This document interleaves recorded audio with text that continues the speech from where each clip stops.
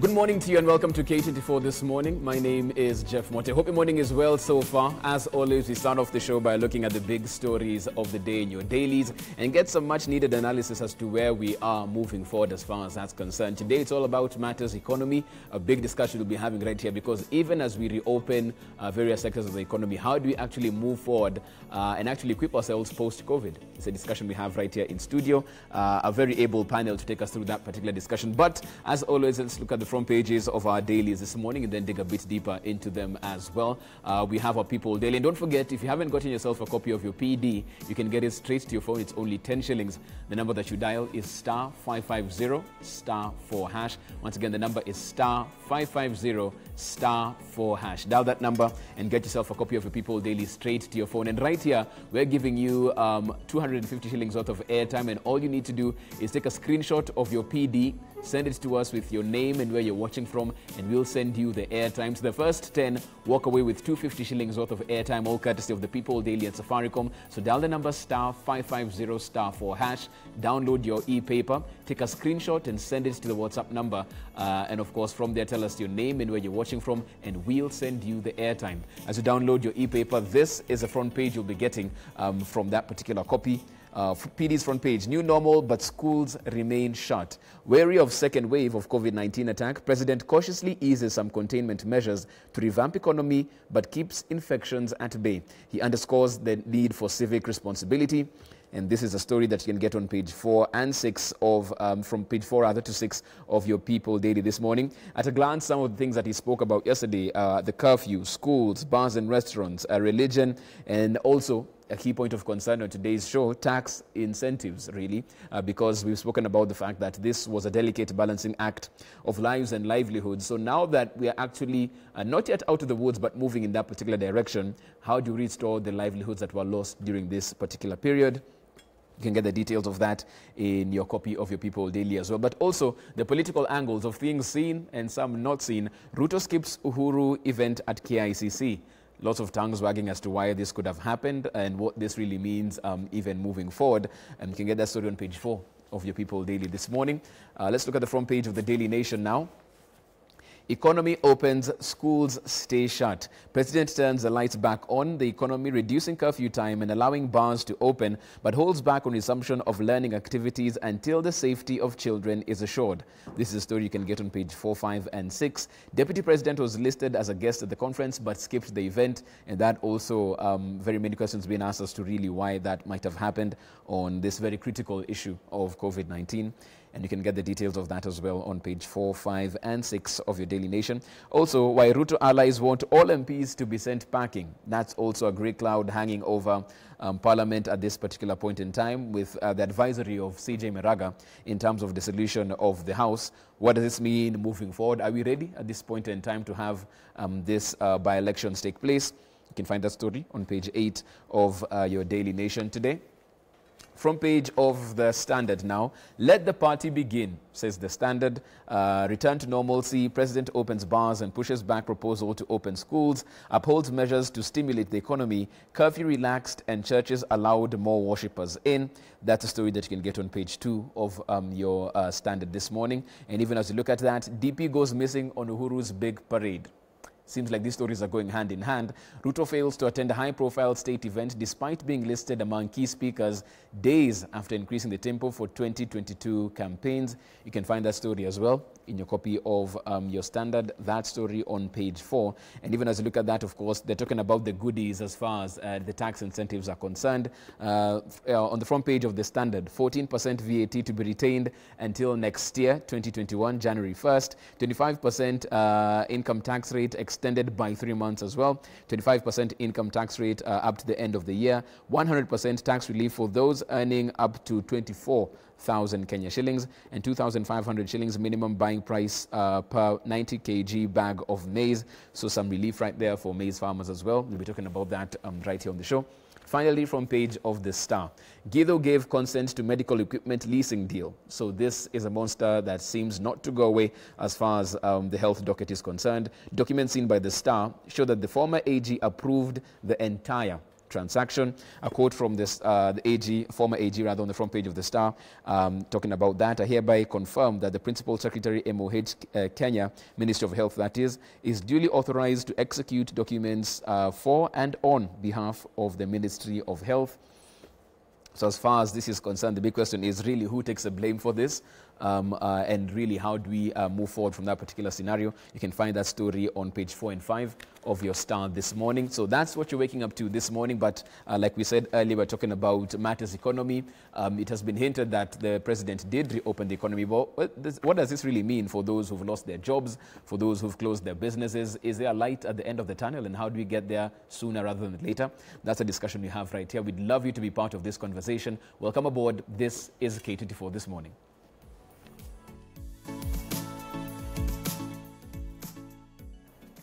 And welcome back, of course. Like we said, even as we do this, we'll be having a question of the day that will be, just asking you to contribute on and chime in on the conversation as well. But let me get to studio, talk to the panel, introduce my panel for those who will be going through this particular discussion this morning as we discuss this issue of the day. Right in studio, not of unfamiliar face right here. Anytime the numbers to be crunched, Churchill Ogutu will always be seated at that seat right there, going through the numbers. He's the head of research at Genghis Capital. Karibu, Churchill. Thanks, Jeff. Asante sana, welcome to the show. Asante sana. We also have Stephen Obiro. He's the head of advocacy, communications and partnership with the Federation of Kenya Employers. Good morning, Stephen. Good morning. Karibu sana. Welcome to the show. Thank you. And another face that even as we got into the show, we're discussing on how we'll get him an office here. We've seen him very, very many times in the past 2 weeks. Job Banjo. He is also the head of advocacy at the Kenya Association of Manufacturers. Good morning, Job. Good morning. Good morning, Karibu sana, and welcome to the show. Thank you so much. Even as we have this panel going through the key issues and crunching the numbers, we also have a question of the day for you as you weigh in on this particular issue as well, and you'll have that up on screen. Let's have it up. What should President Kenyatta's first priority be when opening the economy? We've heard he's spoken about tax relief. He's given some respite to those in the alcohol sector in terms of making sure bars can open and operate until later hours. But do you feel that's enough from where you stand? What should President Kenyatta's first priority be when opening the economy? The WhatsApp number is at the bottom of the screen right there. We'd love to get your feedback on that, even as you ensue this particular discussion. Let me bring it back to studio and just go round the table as it may. From the speech that was given yesterday, economy-wise, do you feel that he addressed all the needs that should have been spoken to at that particular point in time? Churchill, I'll start with you. Thanks, Jeff. We appreciate even the conference that was held yesterday and the follow-up speech that was given by the president. Of course, the whole day was just taking stock of how has the country reacted to COVID-19 pandemic, and that was a good discourse as a country just to take stock of what things have been done. But that said, just looking at even the whole economy, I know that even from the Treasury, the numbers that were projected for this year at 2.6%, I still believe it's quite ambitious. Just looking at even other countries or that have already reported even the second quarter period, that's between April and June, what the numbers that have reported. Tomorrow we're expecting to see the second quarter GDP for this country, and I expect it will be an ugly print just looking at what transpired in that quarter. So I don't think that it was adequately addressed on the economic front, but that's it. That to me it was a beginning, but let's just see the numbers that will come tomorrow, just confirming how COVID-19 was quite acute in the second quarter period. Okay. Stephen, I'll bring you in on this as well, because when you talk about numbers as far as employment is concerned, COVID-19 really dealt a big blow to employers, employees, unprecedented layoffs taking place, business shutting. When you listen to the president's speech yesterday, did he address some of the issues that have been keeping, the Federation up at night? What keeps us as the Federation up at night is the jobs. When we saw the jobs getting lost, we saw the people getting out of employment, we saw the incomes being cut down, that kept us awake. The president and the team that was there did take a stock of what happened in health-wise and in economic-wise, but unfortunately there was no mention about jobs. If you look at the whole speech that was given, very good interventions, very good responses, but particularly zeroing on jobs and zeroing on employment there was that aspect that was lacking. And for us, as we had stated, that the only important initiative we need to have as we look at COVID-19 as a health pandemic, we also have to have an initiative that brings back the workers to employment. Right. Initiative that ensures that the workers are able to get the right kind of income that we had even pre-COVID, or even more, much better. Right. And that means we needed to have very clear strategies looking at the employers and seeing what kind of support are we giving to the employers to ensure that we bring back our people to employment. Okay. Because that's very, very important. Employment, people have lost jobs. From what we saw from Kenya National Bureau of Statistics, 1.7 million jobs were lost during the COVID period. From our own research, we found out that the companies in the formal sector, we lost 8.3% of employment, which translates to about 80% of the formal jobs that have been created in this country since 2015. That's a huge, huge blow to the economy, to the livelihoods of people. What are we doing for the employers to ensure then that these people come back to jobs? That's very important for us. Okay, and we'll be coming back and speaking about this particular initiative, what the government can do in terms of boosting employment in the country. Let me get Job in on this conversation as well.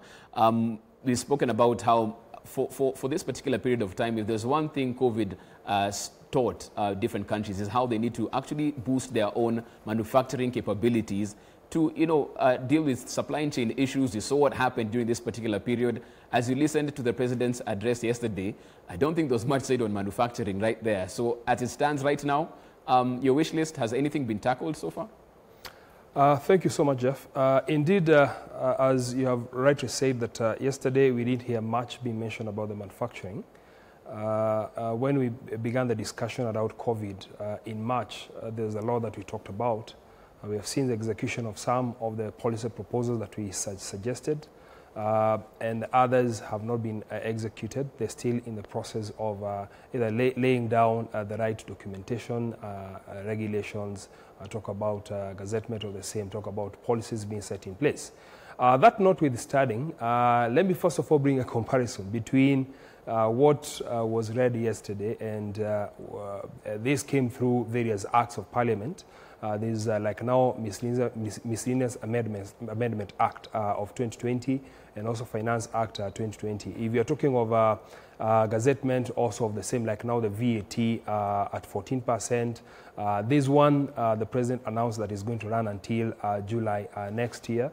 If you're talking of payee, if you're talking of corporation tax, there are time periods that have been given, and these came in place around May or around June. Or even July. And also you'll see we have a credit guarantee scheme of 3 billion Kenya shillings, which is at a still cabinet approval but has not been executed. So what you'll see is there's word that was given to the populace, there's word that was given to the citizenry, but also this word that was taken away from them. If you're talking of the VAT on the plant, machineries and industrial spare parts, when we're talking of minimum tax at 1%, when we have and various proposals that came through. If you have the VAT refund, at the beginning we got about 10 billion Kenya shillings. I was expecting that it's going to be the same mix and match, whereby the government that now is announcing how it is going to take away the benefit that it gave to the citizenry, but at the same time, what they took from the citizenry, from the manufacturing hub, or even from the private sector, in terms of VAT, in terms of minimum tax, this pronouncement, even if some of them have not been executed, they're starting like in January 1st, you'll see this would be a balanced rebound strategy for the country. But going forward, the government is going to withdraw VAT at 14%.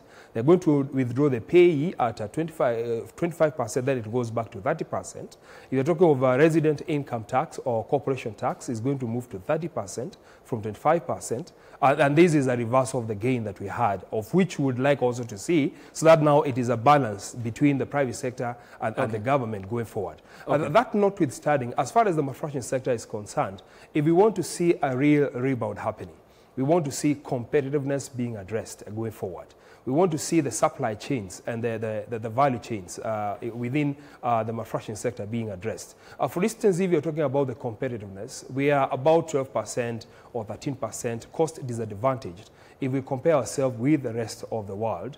And this is before COVID. During COVID, it even worsened because of our import corridors for the raw materials and other inputs for the manufacturing. So going forward locally and also internationally, where the government has control, we want to see heavy dedication as far as the supply chains challenges are concerned, the value chains challenges are concerned, and also the competitiveness of the sector from the price perspective. Okay, and we'll be digging a bit deeper into that as well, because even as it stands right now, manufacturing really square as far as the president's agenda is concerned in terms of the big four. So really, how big is it post-COVID? We'll be looking at that. But let me get back to Stephen, because like you said, we're looking for initiatives to spur employment, bring them back into the market.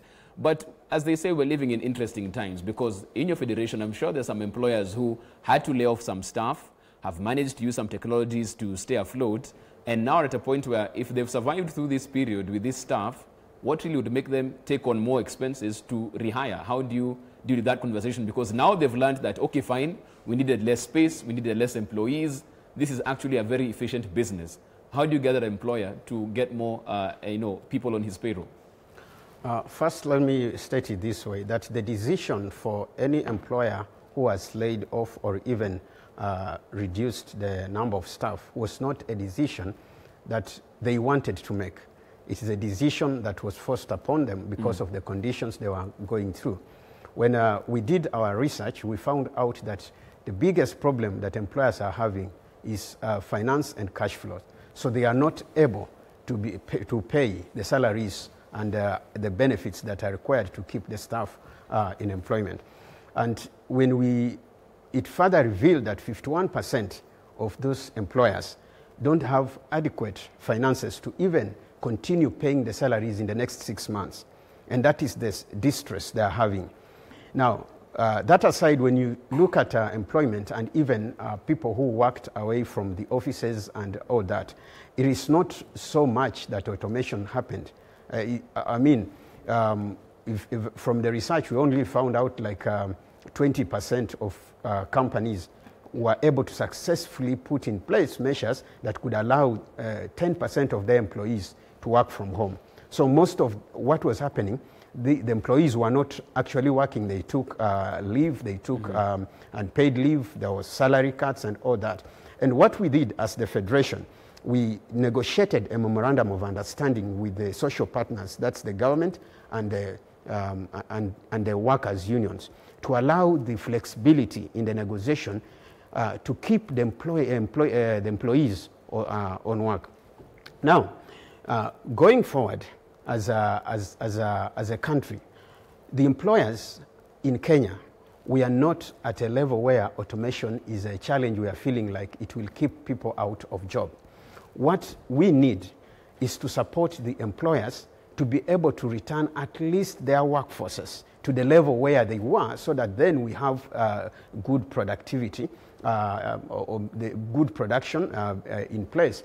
And what as a federation we suggested that we needed to have a wage assistance fund, a fund where the employers who are not able, you want the staff in your premise, you want the staff in your production line so that then production can continue in your factories, but you don't have enough finance to sustain this staff. They need a support, like what is happening in the UK, where you can send, you are only able to pay 20% of the salaries of your staff, the state can support you to pay the other 80% and keep the staff on employment and the production going. So that as we open the country, then we are at a level where as the supply chains are open, the markets are open even in the region, we have commodities that are produced within the country that we can start supplying to the market. Okay. That has not been addressed. And that is something that is very important. I'll give you, we have very interesting, good initiatives we are having in the economy, like the support to the youths, what we're seeing, the employment support we are seeing from government. They're taking care of our roads. They are able to do cleaning and all that. that is good, but it's not sustainable. You cannot have the youths and the highly skilled youths always cleaning the whole of their life. It is a temporary measure. What do we need to do? We need to help these youths access these factories. And if part of the finances can be to support them, not only to be cleaning outside factories, but also to access the factories where an employer can only meet part and the government can support part. And we get these youths, instead of only doing the cleaning, but they are in factories, it becomes more important for them. The other thing that we are looking at as we move into the future, this COVID-19, we don't have a novel plan, whether as a country or as employers, that this is what we are implementing to get out. But it's like you are in a gym trying to build your muscles, and what you need is to be very consistent in whatever you're doing. And then the second thing, the speed of action. As we recover, speed becomes very important. So what do we need? We need to think of, okay, what is the new normal that is emerging? What type of skills are needed to support this new normal, so that then our people can get the employment we are desiring? And we start quickly equipping our people with those skills. We get our workers whom we think that whatever that they have been doing is going to be affected when we come to the new normal, so that then these workers can now be reskilled and be put back to job. Okay. Thank you. And even as we talk about that, we have a question of the day that we're posing to you as well right here, because it's all about opening the economy. But do you feel the list of priorities was put as it should be? We have a question of the day. We'll be having that up on screen as well. What should President Kenyatta's first priority be when opening the economy? What should President Kenyatta's first priority be when opening the economy?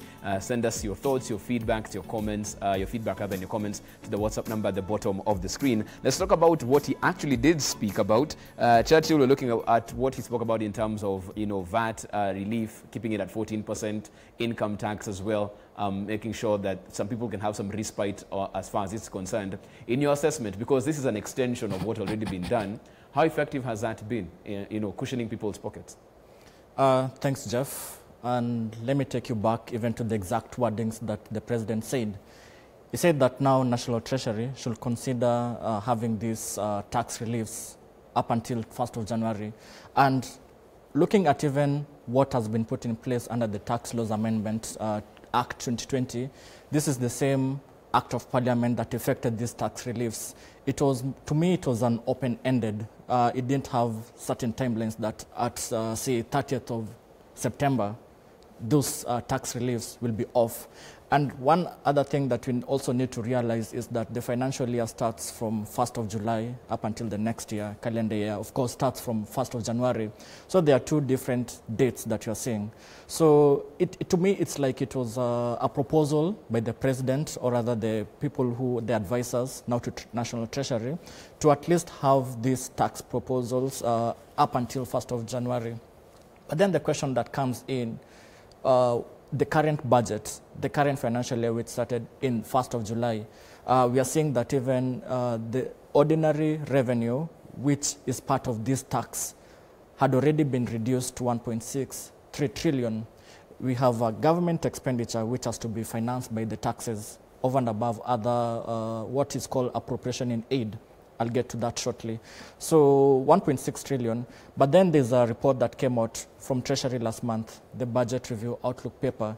So this 1.63 trillion has also been proposed to be lowered by a further 110 billion. This is just based on the environment, the tax environment, just looking at the first 2 months, that's between July and August, whereby the average tax collections was around 94 billion. And if you compare same time last year, it was around 113 billion. So of course, that could be an impact of those tax relief measures. But to me, it also comes to the overall operating environment has been quite low. So if we try to look at the rationale of having these tax relief measures in the first place, we have a reduction of value-added tax from 16% to 14%. Corporate income tax from 30% to 25%, same with the pay as you earn, to 30% maximum to 25%. And also those tax reliefs for people earning 24,000 and below. Tax, if you ask any accountant, tax is one of the middle line. So you have the revenue that you earn, be it as an employee or as a company before you work out the costs of before you deduct the cost, and then what you have is now the tax, which you now pay to the government. But if the revenues as a firm you're not receiving as it was, so even if you have a corporate income tax at 15% or 10%, but that revenue you're getting is even lower than even prior to COVID-19, it tells you that even you're not even benefiting from that. From the relief. If you are an employee, as what Stephen has said, you are furloughed, you are on reduced income, whatever tax incentive the government is throwing at you, you won't even benefit as had been intended. So we just have to look at what is the rationale of even coming up with these tax incentives if we are not having a better business environment. So the overarching theme that we need to look at as a country is, even post-COVID or even right now that we're living in COVID, how can we better the environment such that even the disposable income, be it for corporates, be it for individuals, people can have more monies in their pockets even going forward. So that's a wider conversation. As I mentioned about appropriation in aid, this is also some of the revenue that even the government expects, be it from the parastatals. Key of that is public universities. The current financial year, they're expecting 100 billion in terms of their income, split between the money that they receive from Treasury and then the others that they raised on their own. So the bit that they raised on their own, which is 50% of the total income they're expecting for the financial year, is now the appropriation in aid, things to do with the self-sponsored programs known as parallel programs. But right now you see that public unis are not operating as they were. And if you look at the figures of appropriation in aid for the last financial year, which ended in June, we saw that there was a miss of 89 billion. So out of the 246 billion that Treasury expected to collect as appropriation in aid, they had a shortfall of 89 billion. So it's just telling us that it's not only the tax that is having an hit, but also the other kind of revenue streams that Treasury has been relying. Okay. So that is a double jeopardy. So we'll just end up now borrowing more and more, and it will just squeeze our budget even in the future fiscal years. Okay, a lot of gloom on that particular scenario painted out by Churchill as far as the numbers are concerned. We're going to take a short break at this particular point in time. When you come after the break, we also get Job in on this conversation. Of course, he's from the Kenya Association of Manufacturers. Manufacturing squarely in the Big Four agenda. How big is it right now post-COVID? Have we learned those lessons and equipped that particular sector so that it can actually come out of this particular COVID period stronger than it was before? We have that right here on the show. And don't forget, you can also get yourself a copy of your People Daily. It's only 10 shillings, and the number that you dial is *550*4#. Get yourself a copy of your PD for only 10 shillings. It's brought to you by the People Daily and Safaricom. Short break, back with more. This is K24 This Morning.